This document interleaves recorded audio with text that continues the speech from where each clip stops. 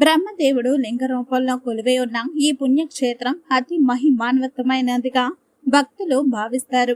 సంతానం కలగని మహిళలు రాత్రి గుడి ఆవరణలో తడి బట్టలతో నిద్రిస్తే బ్రహ్మదేవుడు కలల దర్శనమిచ్చి వారికి పుత్ర సాఫల్యం కలుగుతుందని భక్తుల ప్రగాఢ విశ్వాసం. రాత్రి జాగారం తర్వాత సముద్ర స్నానం చేసి బ్రహ్మదేవుని దర్శించుకుంటారు.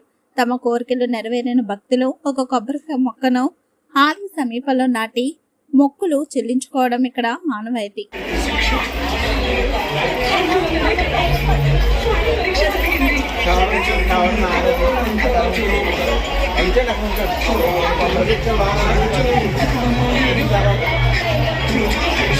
అయితే